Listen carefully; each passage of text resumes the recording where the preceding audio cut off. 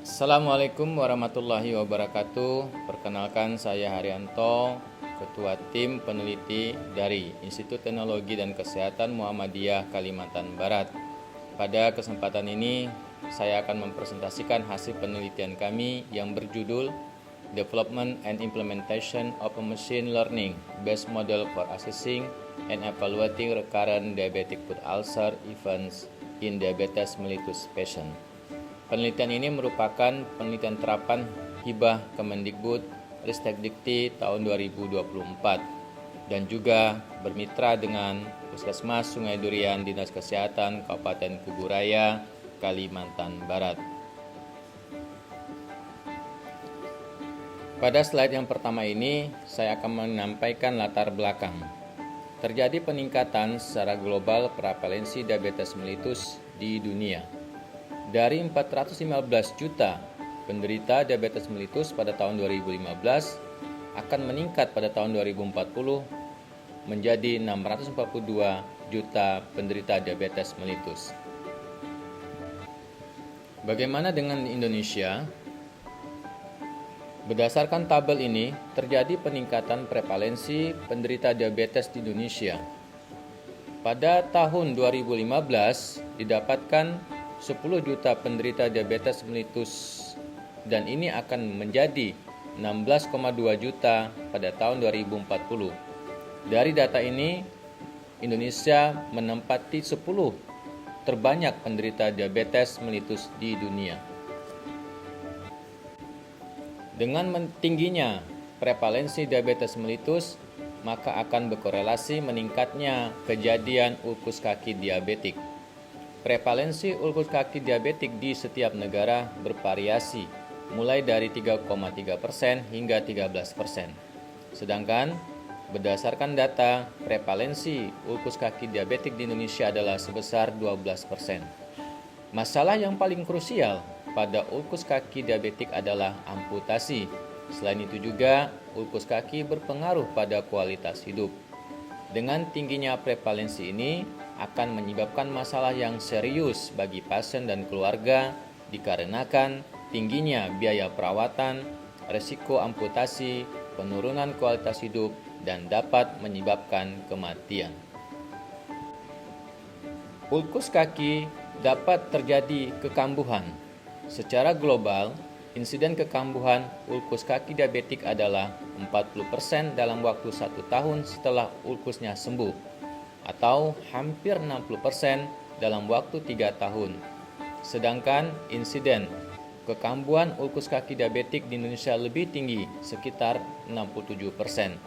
Hal ini tidak boleh dianggap hal yang sederhana, karena dampak yang diakibatkan kekambuhan tidak jauh berbeda dengan luka baru, yaitu berisiko terjadinya infeksi dan penurunan kualitas hidup.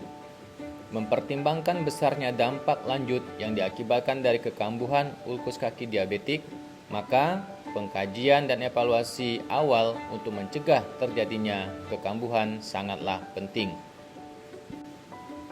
Pada tahun 2021 dan 2022, peneliti telah mengembangkan instrumen pengkajian risiko kekambuhan ulkus kaki diabetik menggunakan lembar pengkajian, namun masih memiliki kelemahan, yaitu butuh waktu yang lama untuk diaplikasikan kepada pasien di tatanan fasilitas pelayanan kesehatan, sehingga dibutuhkan alat pengkajian dan evaluasi yang akurat, efektif, efisien, dan real time. Pengkajian dan evaluasi ini memuat beberapa faktor risiko, meliputi riwayat amputasi, kadar gula darah, nilai ankle brachial index, tes monofilamen, riwayat merokok, dan perbedaan suhu kulit pada kedua kaki.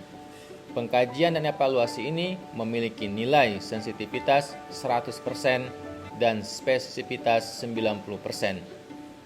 Berdasarkan ini, peneliti akan mengembangkan pengkajian dan evaluasi kejadian kekambuhan ulkus kaki diabetik menggunakan kecerdasan buatan dengan mencantumkan faktor-faktor risiko di atas pada pasien diabetes mellitus.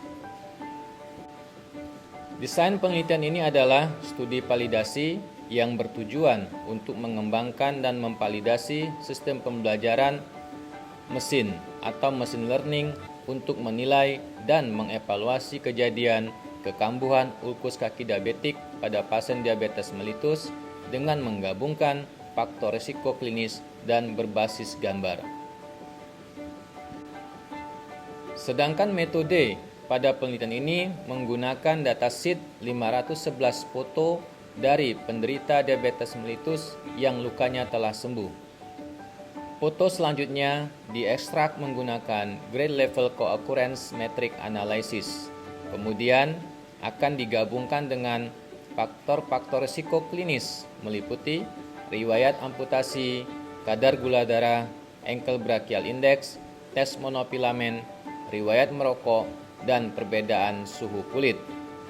Untuk mengembangkan model prediktif, peneliti menggunakan pembelajaran mesin atau machine learning, support vektor mesin, dan naive Bayes.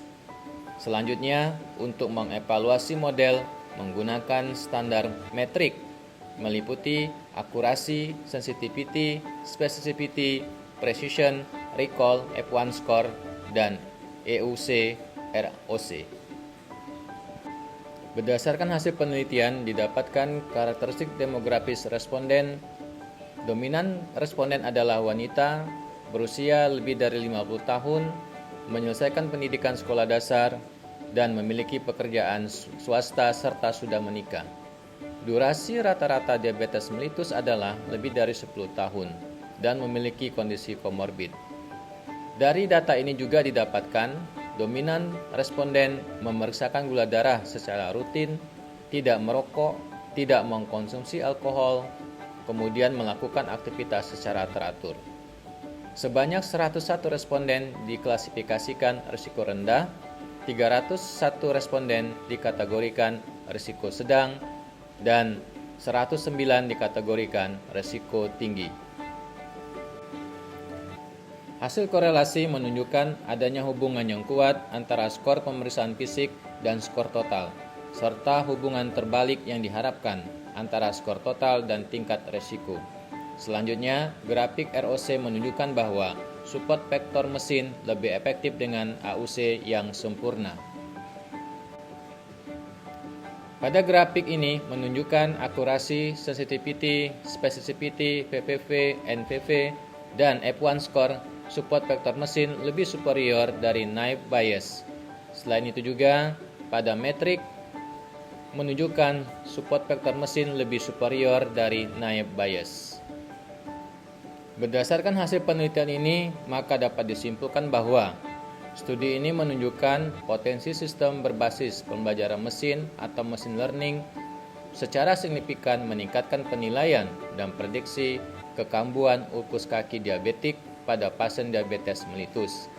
Menariknya, pada penelitian ini kami menemukan penemuan baru bahwa model support vektor mesin menawarkan alat yang menjanjikan untuk mendeteksi dini dan stratifikasi resiko sehingga dapat memfasilitasi intervensi tepat waktu dan meningkatkan hasil yang lebih baik. Namun, dibutuhkan penelitian lebih lanjut untuk memvalidasi model pada dataset yang lebih besar dan lebih beragam, serta mengeksplorasi faktor risiko lainnya.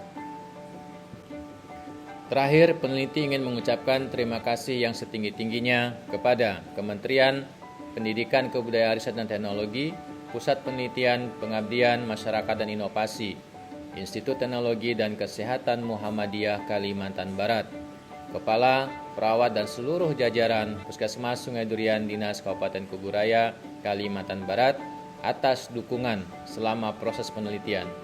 Semoga hasil penelitian ini dapat meningkatkan derajat kesehatan masyarakat dan khususnya penderita diabetes mellitus. Demikian, terima kasih atas perhatiannya. Wassalamualaikum warahmatullahi wabarakatuh. Salam sehat dan sejahtera buat kita semua.